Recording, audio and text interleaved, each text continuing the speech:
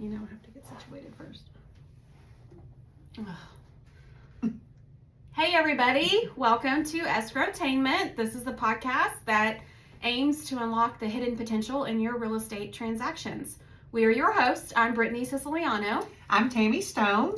And we have a great episode this I'm week. excited about this one. Yeah. So this week we want to talk to you about preparing your clients for closing day. Yes. And all the fun things that go along with that. So, number one for me, and I know this is crazy, and if you don't have it in your list, it should be added, is just to say to your clients, make sure you have a valid ID. Let's talk about valid ID. What does that look like? Has to be state issued. So driver's license, passport, ID card. Mm-hmm. Government issued. That's yes. what I meant, not state. Government, because passports do work. Yes.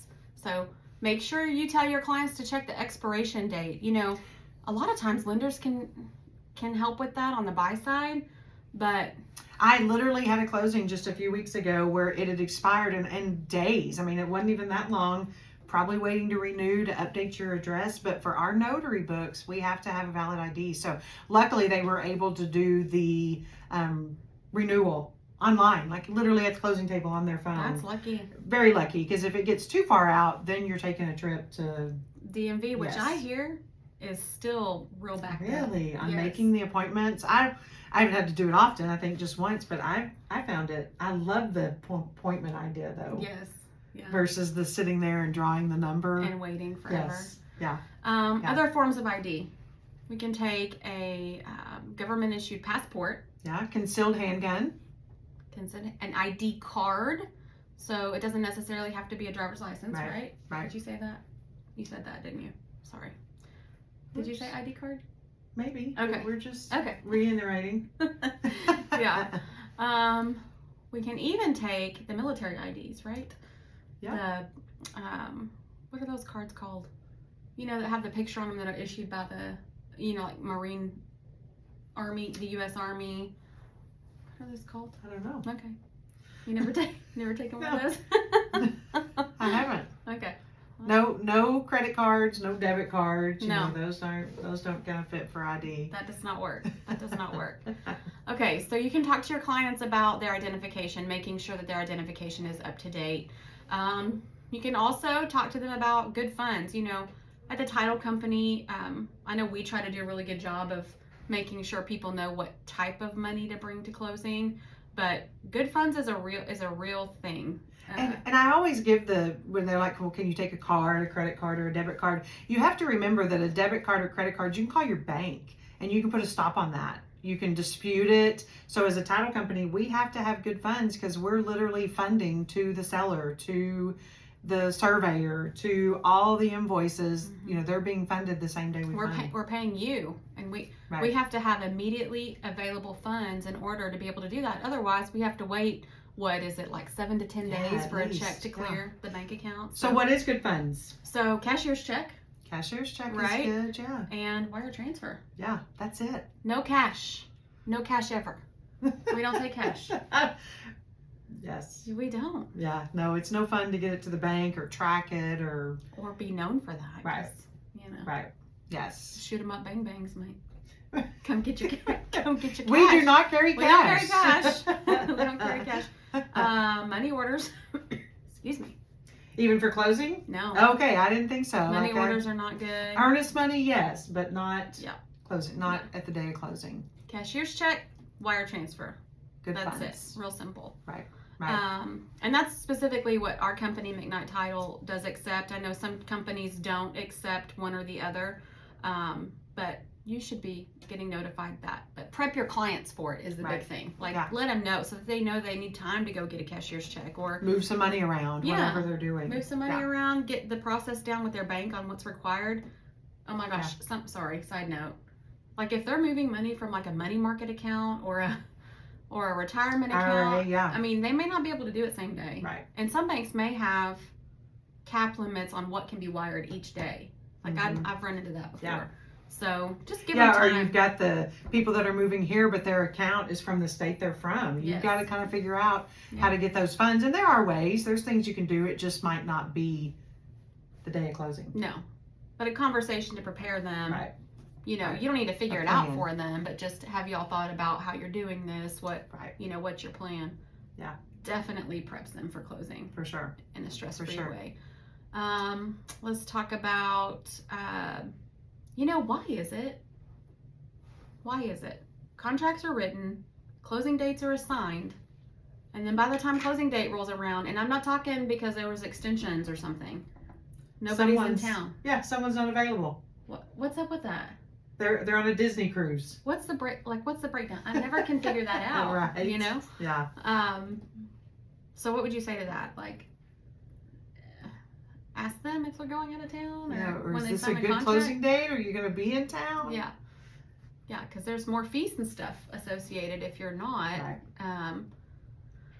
What else can they do to prepare their clients? The no new credit. I mean, I know that's crazy to say, and I know their lender is saying it, but I think it's just a good thing to add to your list as you're talking to your client is don't go buy that new refrigerator on HomeDepot.com or a new car because you're, you know, moving, you know, whatever that was in your plan. Mm-hmm. You got to wait on those things. I know I've had a story or two, but I thought the craziest one for me, we were all in a closing one day, and this lady just kind of reached over to a realtor and goes, "We got married this weekend."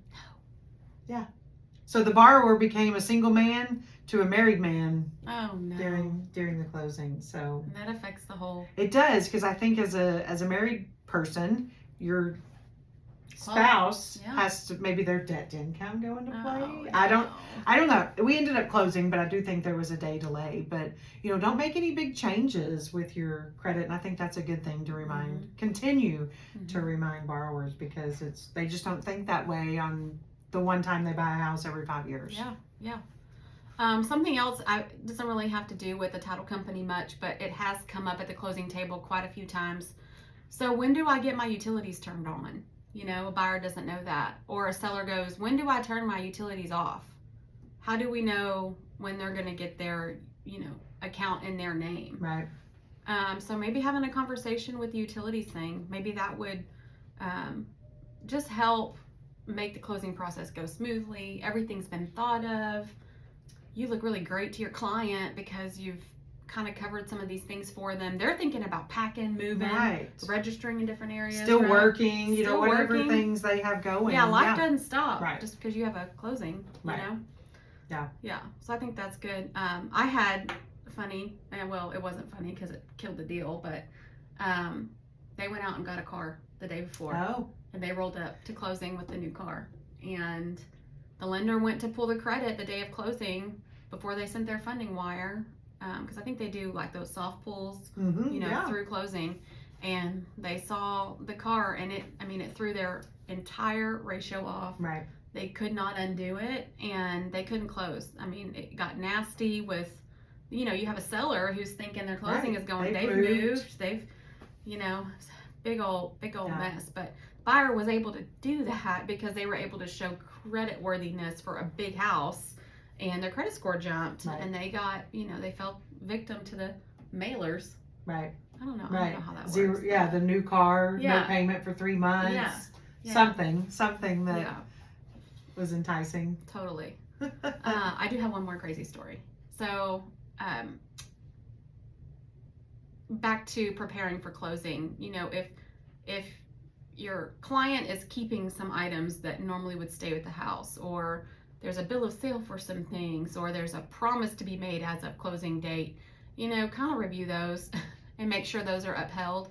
I had a situation where the seller was supposed to have mowed the yard and didn't for whatever reason, and the buyer showed up to closing with like an 8-foot tall weed. I'm not exaggerating. Brought it to closing? They dug up the weed at the walkthrough as proof, stuck it in a bag, like a grocery sack, tied it off, and walked into, like, it didn't even make it through the doorway. They had to, like, they were walking with it, hit the doorway, it fell back. I was like, what is this? They didn't fulfill their obligation. We're not closing and funding until they go take care of that situation. So somebody went and mowed. Somebody went and took care of it. But you know what, an unnecessary delay.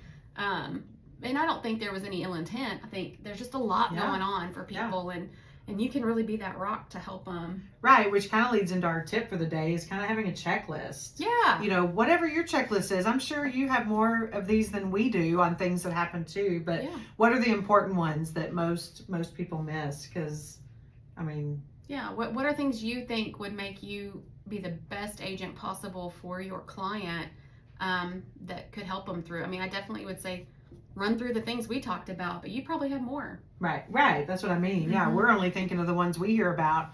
You probably see more than we do. So that'd be our tip for this week. Yeah. What about a challenge? Our challenge is kind of what we talked about, huh? Yeah, it kind of goes along with the tip. Maybe just like putting that into process. Right. 7 days before closing or 10 days, whatever you think is a good timing, but just to go through those checklists.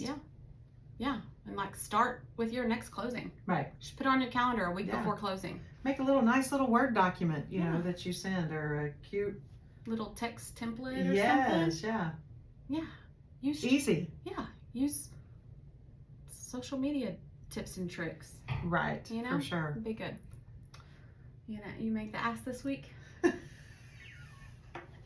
tell you, I look at the pink squares and our new set is super cute. I'm really excited to see where this goes. We have plans for a really amazing sign that's going to go right here. Neon. You know, things just take time. Take time to get to where we want to go.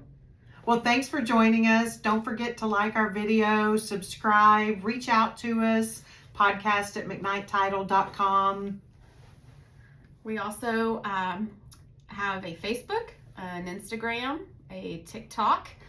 You can find our content there. You can engage with us there. You know, we will have a newsletter rolling out shortly where hopefully maybe we'll have a checklist we can share that might help you get started. Right. We are 2 escrow officers in the Dallas-Fort Worth area. Our office specifically is in Fort Worth, and we have a satellite office in Granbury. We have 14 locations across the Metroplex where we can serve any of your clients. We are aiming to grow our business this year. We do have goals, and we want to work with you. We've got a really great process down. We've got some really great people on our team. So write us in. Write us in a contract. Yeah. Write her in a contract. Put her name. Put my name. There you go. Put podcast. Yeah, podcast. Ooh. We could do that. Yes. Podcast@mcknighttitle. We both get the emails. That's right. Yeah. Let us help you. Let us know how we can help you. We'd love to get to know you and show you what we can do in real life. Yeah. At the closing. At the closing. All right. Invest in your tomorrow. Live in your today.